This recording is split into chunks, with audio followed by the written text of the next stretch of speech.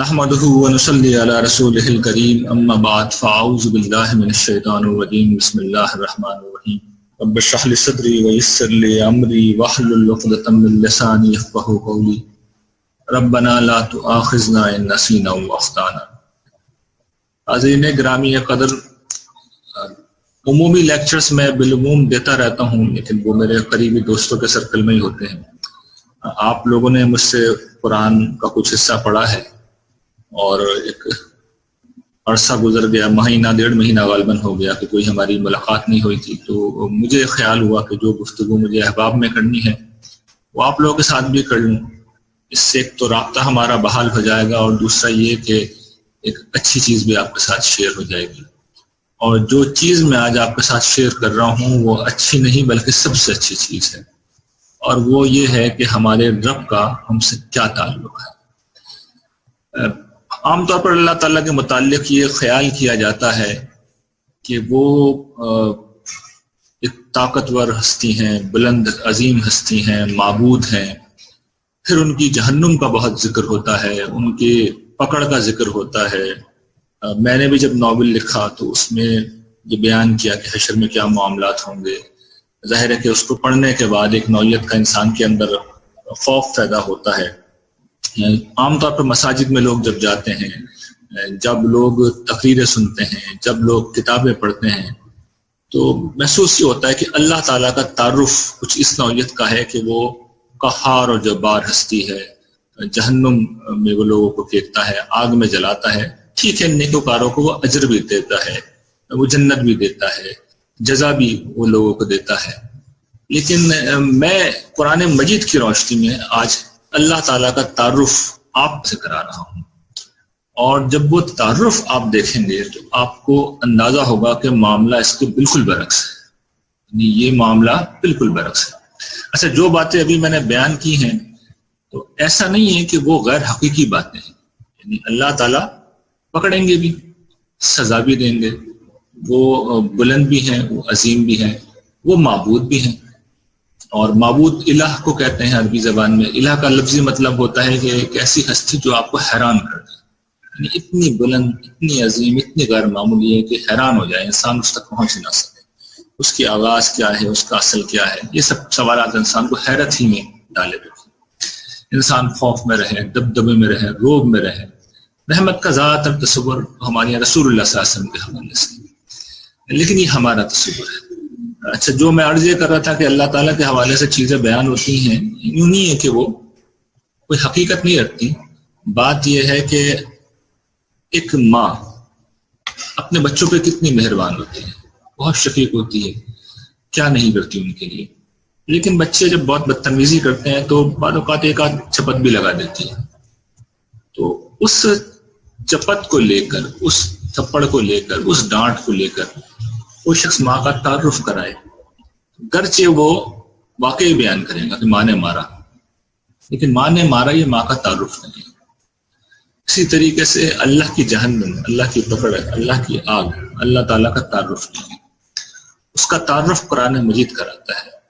اور قرآن مجید چونکہ یہ مسئلہ یہ ہے کہ زیادہ تر جن لوگوں سے اس کا واسطہ پڑا وہ یہود تھے، وہ نصارہ تھے، وہ قریش تھے، وہ منکرین تھے، قائل ہی ان کو کرنا تھا، تو اس میں بارہا ایسا ہوا ہے کہ اللہ کے غضب کا ذکر ہے، قہر کا ذکر ہے۔ یہ حقیقت واقعہ یہی ہے، اس لیے قرآن میں بھی بظاہر یہ پہلو کچھ ظاہر لگتا ہے کہ ظاہراً کہ غالب ہو گیا، یہ پہلو بہت غالب ہے یہ پہلو قرآن میں، لیکن ایک دوسرا طریقہ اللہ تعالیٰ نے، یعنی وہ بھی ضروری تھا، اللہ نے یہ کیا کہ ایک دوسرا طریقہ اختیار کیا جو اپنی اصل پرسنالٹی کو انٹروڈیوس کرانے کے لیے، اور وہ بڑا خوبصورت طریقہ ہے۔ وہ طریقہ یہ ہے کہ اللہ تعالیٰ کا، آپ کو پتہ ہے نا کہ اللہ تعالیٰ کا کوئی نام نہیں ہے۔ اللہ تعالیٰ کو اللہ اس لیے کہتے ہیں کہ ابھی میں نے بتایا الہ، الہ معبود کو کہتے ہیں، تو الالہ، دی گاڈ، اصل میں یہ لفظ ہے الالہ۔ الالہ جب زبان پہ بہت زیادہ چڑھ جاتا ہے الالہ الالہ، تو وہ اللہ رہ جاتا ہے۔ یہ اللہ کے بارے میں ماہرین جو لسانیات کے ماہرین ہیں وہ بتاتے ہیں کہ اللہ اصل میں اس طرح بنا ہے، انسانوں نے بنائے، اللہ تعالیٰ نے خود نہیں بنائے ہیں نام۔ اللہ تعالیٰ نے بھی اسی حیثیت میں اپنے آپ کو متعارف کرا دیا، تو یہ تو گویا کہ ذاتی نام ہو گیا۔ اب ذاتی نام کے بعد اللہ تعالیٰ نے جب یہ فیصلہ کیا کہ اب وہ اپنی کتاب کو نازل کریں، تو آپ دیکھیں گے کہ قرآن مجید کی ہر سورت کے شروع میں اللہ تعالیٰ بسم اللہ الرحمن الرحیم لکھتے ہیں. تو یہ اللہ تعالیٰ کا تعارف ہے کہ یہ جو کتاب اب تمہیں سنائی جا رہی ہے، یہ جو کلام پہنچایا جا رہا ہے، یہ اللہ تعالیٰ کا ہے، اس کے نام سے پیش کیا جا رہا ہے. حضور نے جو تورات کے اندر پیش ہوئی تھی کہ میں اپنا کلام اس کے منہ میں ڈالوں گا اور وہ اسے میرا نام لے کر پیش کرے گا. تو یہ پیشگوئی کا جب ظہور ہوا تو بسم اللہ اسی اصول پہ لکھی جاتی ہے کہ اللہ کے نام سے میں پیش کروں. حضور گویا کہ کہتے ہیں، اصل میں حضور کو کہا گیا ہے کہ آپ اس طرح پیش کریں کہ اللہ کے نام سے میں پیش کر رہا ہوں. تو اللہ تو نام ہو گیا. اچھا، اس کے بعد آگے کچھ لکھنے کی ضرورت نہیں تھی، کچھ کہنے کی ضرورت نہیں تھی، بسم اللہ سے بھی بات پوری تھی. اللہ تعالیٰ نے اپنی صفات کا استعمال کیا. تو دیکھیے وہ آیت الکرسی تو آپ لوگوں کو یاد ہوگی نا، وہو العلی العظیم، یہ بھی کہہ سکتے تھے کہ وہ علی بھی ہے، بلند ہے، عظیم ہے، بزرگ ہے. وہ کبیر بھی کہہ سکتے تھے، متعال بھی کہہ سکتے تھے، غفور بھی کہہ سکتے تھے، وہ عزیز بھی کہہ سکتے تھے، اور بھی بہت سی صفات ہیں اللہ تعالیٰ کی، کچھ بھی کہہ سکتے تھے. انہوں نے اللہ کے ساتھ جن صفات کا استعمال کیا وہ آپ کے سامنے. بسم اللہ الرحمن الرحیم، رحمان اور رحیم. یہ قرآن مجید کی کم و بیش ہر صورت کے اوپر یہ آیت ہوتی ہے. اچھا، قرآن مجید کی جو ایک صورت ہے الحمدللہ رب العالمین الرحمن الرحیم مالک یوم الدین، یعنی سورہ فاتحہ، جو گویا کہ ہر مسلمان کو لازماً یاد کرنا ہوتی ہے، اس لیے کہ نماز میں پڑھنا ہوتا ہے اس کو. اور ایک حدیث میں صحیح مسلم کی یہ غالباً روایت ہے کہ حضور نے اس سورہ فاتحہ کو عین نماز قرار دیا، یہی نماز ہے. اور اس کے بغیر حضور نے کئی مقامات پر یہ کہا ہے کہ اس کے بغیر نماز نہیں ہوتی، اور ہوتی بھی نہیں. سورہ فاتحہ لازمی جز ہے نماز کا.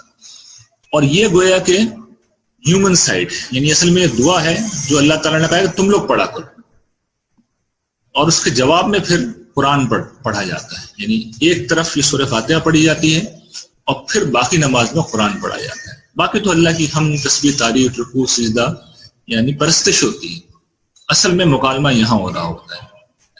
تو اب آپ یہ دیکھیے کہ وہاں پر بھی پہلا جملہ تو یہی اللہ تعالیٰ نے بتایا ہے کہ سارا شکر ساری تعریف اللہ کے لیے ہے جو تمہارا آقا ہے، تمہارا رب ہے، تمہارا پروردگار ہے. رب العالمین ہے، ساری کائنات کا مالک ہے، پروردگار ہے.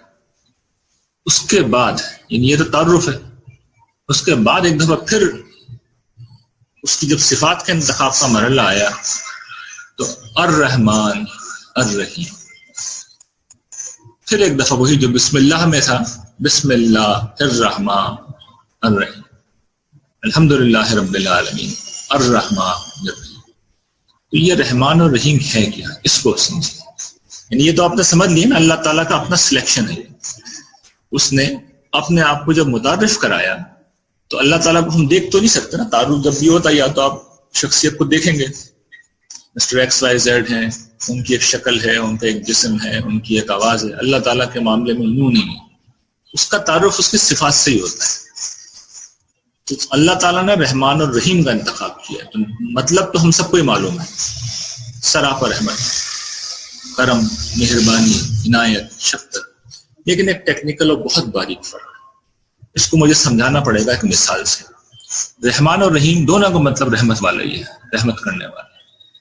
لیکن دیکھیے رحمان کا مطلب ہے کہ وہ رحمت جو جوش اور ہیجان میں آ کر بالکل غیر معمولی سطح پہ پہنچتی ہے. اور رحیم کی رحمت وہ رحمت ہوتی ہے جو اس طرح جوش میں تو نہیں آئی لیکن مستقل ہے، غیر منقطع ہے، کنٹینیو ہے. اور دونوں کی بڑی اہمیت ہوتی ہے. میں آپ کو ایک مثال سے سمجھاتا ہوں. فرض کیجیے آپ راستے میں جا رہے ہیں اور آپ دیکھتے ہیں کہ سڑک کے اوپر ایک ایکسیڈنٹ ہو گیا. ایکسیڈنٹ ہو گیا، ایک گاڑی میں 2-3 افراد سفر کر رہے تھے، ماں باپ تھے، ان کا چھوٹا بچہ تھا. ماں باپ اگلی سیٹوں پر بیٹھے ہوئے تھے. ایکسیڈنٹ ہوا، دونوں کا انتقال ہو گیا موقع کے اوپر. بچہ بچ گیا اور وہ گاڑی سے باہر گر گیا ہے، چیخ رہا ہے، رو رہا ہے، ماں باپ کی لاشوں کے اوپر چلا رہا ہے.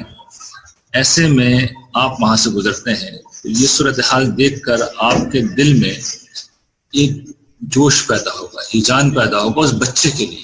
آپ کو اس پہ ترس آئے گا اس پر رحم آئے گا کہ اللہ یہ کیا ہوا، اس کے ماں باپ مر گئے اور آپ کو معلوم ہو کہ اب اس کا دنیا میں کوئی نہیں، تو آپ اس صورتحال میں اتنے ایموشنل ہوں گے، اتنے ایکسائٹڈ ہوں گے کہ آپ یہ کہتے ہیں کہ میں نے اب اس بچے کو اپنے گھر لے جاتا ہے، اور مجھے اس سے غرض نہیں کہ میرے 3 بچے ہیں 4 بچے ہیں، اس بچے کو میں پالوں گا، ان کی ذمہ داری میں اٹھاؤں گا۔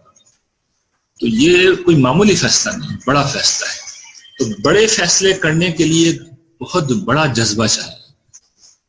تو یہ جو رحمت کا بہت بڑا جذبہ ہے، یہ جو جوش ہے، یہ جو ہیجان ہے، یہ اصل میں رحمان ہے۔ کہ بڑے بڑے فیصلے اصل میں اللہ تعالیٰ رحمت کے کرم کے اسی اصول پہ کرتے۔ لیکن اب آپ اس بچے کو گھر لے آئے، آپ کے 4-5 بچے پہلے سے موجود ہیں، اب ان بچوں کو کھلانا بھی ہے، پلانا بھی ہے، اسکولنگ بھی ہے، خرچہ بھی ہے، ادھر یہ 5واں یا 6واں بچہ ایکسٹرا آ گیا۔ اب اس کو روزانہ آپ کی شفقت چاہیے، آپ کی عنایت چاہیے، کھانے کے لیے، پانی کے لیے، لباس کے لیے، اسکولنگ کے لیے، خرچے کے لیے۔ اب ہیجان کی ضرورت نہیں، جوش کی ضرورت نہیں، رحمت کا تسلسل چاہیے۔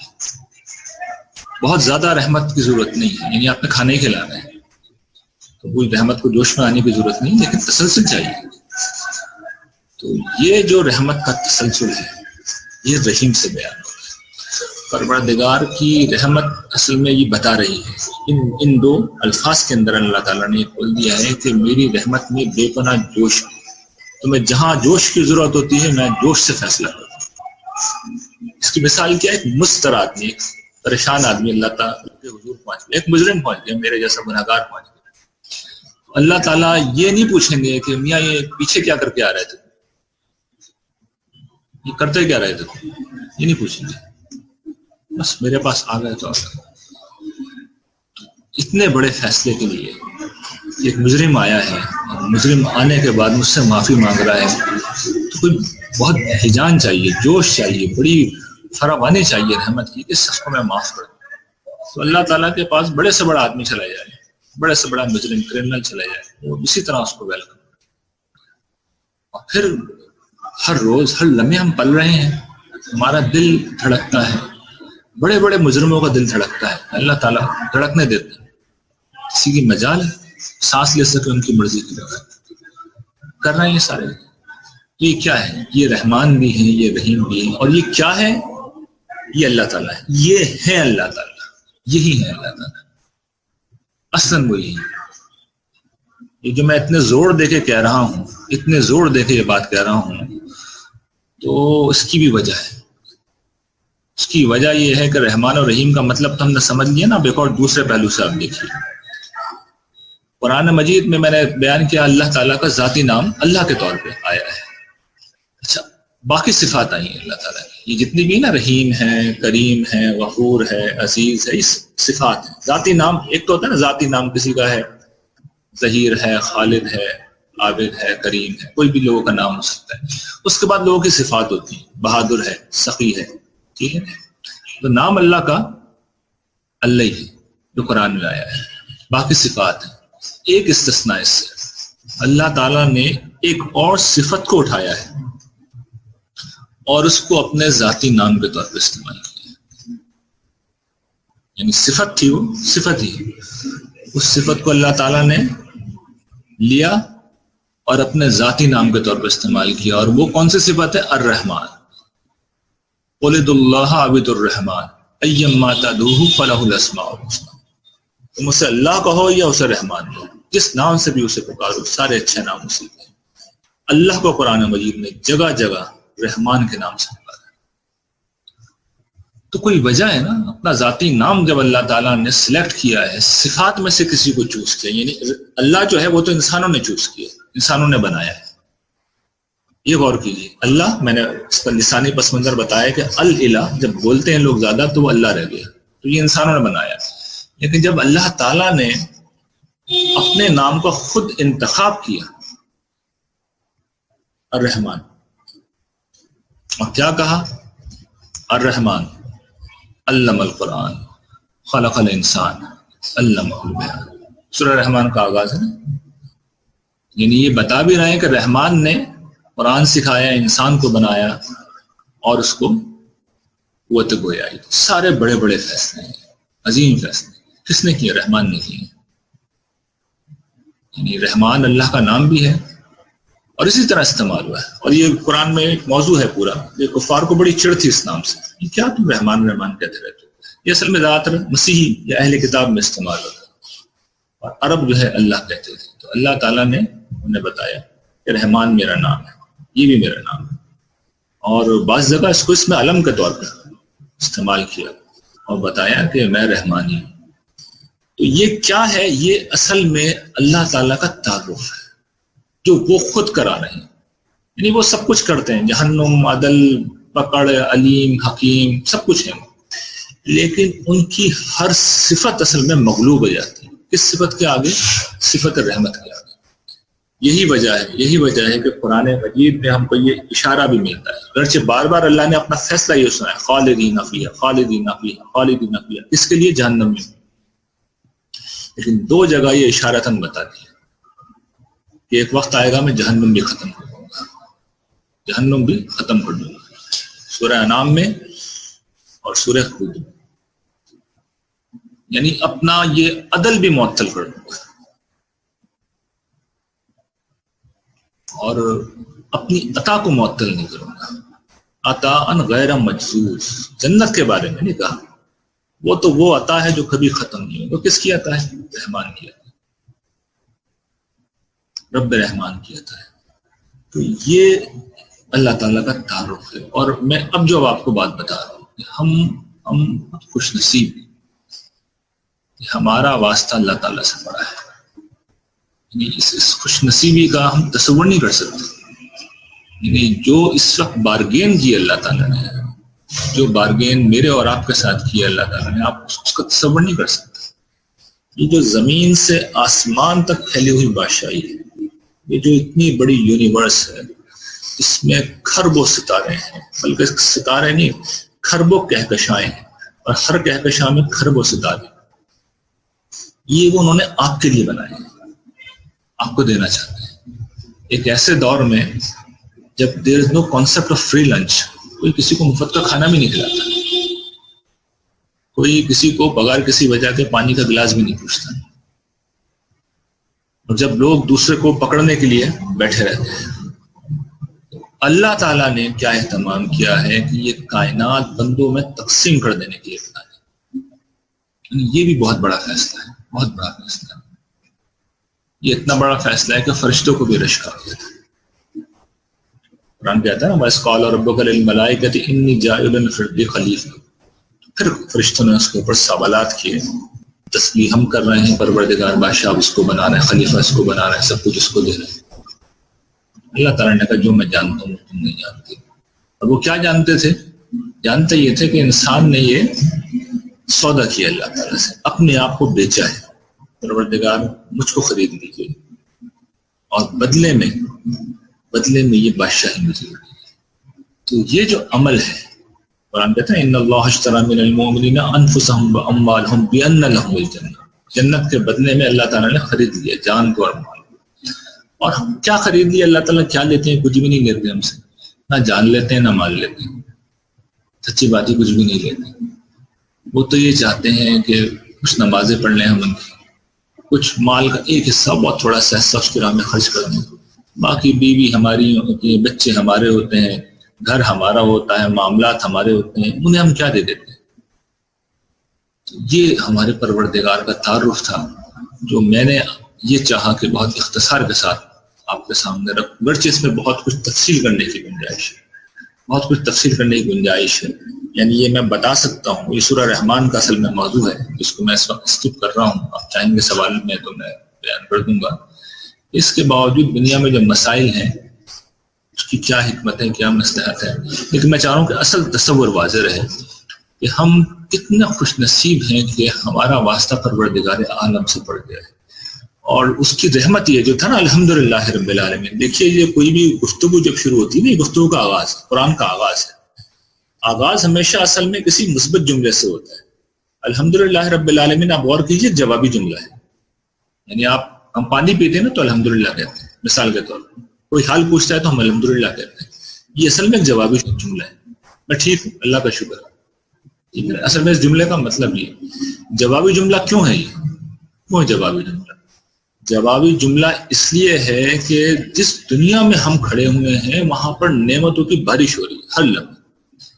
جو آدمی دنیا کا محروم ترین آدمی میں جو اپنے آپ کو سمجھتا ہے اس کو لے آئیے، اس کے پاس بھی کچھ نہ کچھ ہوگا، کچھ نہیں تو زندگی تو ہے. غریب آدمی ایک شخص کہتا ہے میرے پاس پیسے نہیں، ہاتھ پاؤں اس کے پاس ہے، آنکھیں اس کے پاس ہے، رشتے ناتے ہیں.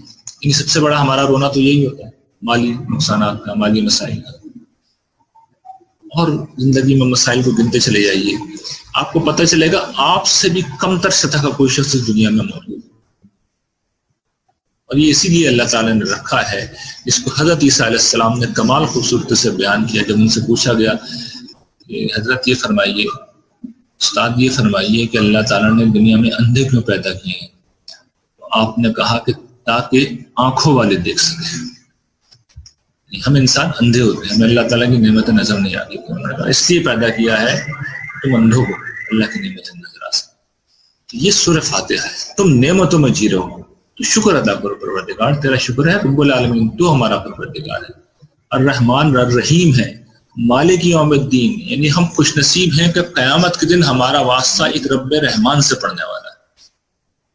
کتنی بڑی خوش نصیبی کسی اور سے پڑ جاتا، یعنی وہ اتنا غیر معمولی رب ہے کہ آپ ایک کریں اور بدترین ویکنس کے ساتھ کوئی نیکی کریں، یعنی جتنی خراب کوئی نیکی کر سکتا ہے آپ کر لیں، کم سے کم 10 گنا پھر بھی دیں گے. یعنی آپ بہت منہ بنا کے بھی کسی کو 1 روپیہ دے دیں، دل پہ جبر کر کے بھی 1 روپیہ دے دیں، تو آپ کے حساب میں لکھوا دیں گے کہ اس کو 10 روپے تو لوٹانا نہیں ہے. اور آپ خوش دلی کے ساتھ وہ نیکی کریں، مشکل حالات میں کریں، تو وہی 1 روپیہ 700 روپے تک چلا جائے. تو یہ جو سورہ فاتحہ ہے اس کا سبق یہ الحمدللہ رب العالمین الرحمن الرحیم مالک یوم الدین. مطلب یہ ہے کہ بدلے کے دن کا جو مالک ہے، انسانوں تم خوش نصیب ہو، تمہارا واسطہ اس سے پڑھنے والا ہے جو کم سے کم 1 کے 10 دے رہا ہے، اور جو زیادہ سے زیادہ اس نے آسمان سے لے کر زمین تک اور زمین سے لے کر آسمان تک پھیلی ہوئی یہ بادشاہی بنائی ہے. تو اب مانگو، کیا مانگو؟ اہدنا الصراط المستقیم. کہ پہلے تو عزم کرو کہ ایاک نعبد و ایاک نستعین، پروردگار ہم تیری عبادت کریں گے اور تجھ سے ہی مدد چاہیے، اور پھر سیدھے راستے کی رہنمائی مانگو. اہدنا الصراط المستقیم صراط الذین انعمت علیہم غیر المغضوب علیہم ولا الضالین. ان لوگوں میں سے چلا جس پر تیرا انعام ہوا، ان پر مت چلا جن پر تیرا غضب ہوا اور جو گمراہ ہے. یہ اللہ تعالیٰ ہمیں سمجھاتے ہیں. اور پھر اس کے جواب میں قرآن مجید آتا ہے کہ تم یہ ہدایت کی راہ ہے، تم اس راستے پہ چلو گے تو پھر وہ جو میری تمہارے ساتھ ڈیل ہے تمہیں آخری درجے پہ کروں. اور یہی وہ پس منظر ہے جس میں قرآن کو مطلوب انسان میں نے آپ لوگوں کو پڑھایا ہے کہ وہ ڈیل ہے، یہ تم کر لو، پھر اس کے بعد دیکھو میں تمہارے ساتھ کیا کرتا ہوں. اب انشاءاللہ آئندہ آنے والے دنوں میں ہم ایمانیات بھی پڑھیں گے، اور اس سے پہلے میرا خیال یہ ہے کہ ایمانیات سے پہلے میں آپ لوگوں کو کرائسس مینجمنٹ کا ایک مختصر کورس ہے وہ کرا دوں. اس لیے کہ کرائسس مینجمنٹ کا مطلب یہ ہے کہ ہم جس ملک جس معاشرے میں رہتے ہیں وہاں بہت مسائل ہیں، لوگوں کو پریشانیاں ہیں، پرابلمس ہیں. اپنے قریبی رفقاتوں کو تو میں کرا چکا ہوں کورس کئی برس پہلے، لیکن ان چیزوں سے بار بار گزرنے کی ضرورت ہوتی ہے. میرے ذہن میں یہ ہے کہ میں پہلے یہ کورس کرا دوں ایمانیات، پھر انشاءاللہ اس کے بعد میں پڑھانا شروع کروں گا. آپ میں سے کسی نے اگر قرآن کا مطلوب انسان کا کورس نہیں کیا ہے تو وہ آپ کر لیجئے، ہماری ویب سائٹ کے اوپر پڑا ہوا ہے. انشاءاللہ اس کے بعد اللہ نہ چاہا تو کرائسس مینجمنٹ کا کورس ہم کریں گے، اور پھر ایمانیات کو انشاءاللہ ہم پڑھیں گے. وآخر دعوانا الحمدللہ رب العالمین.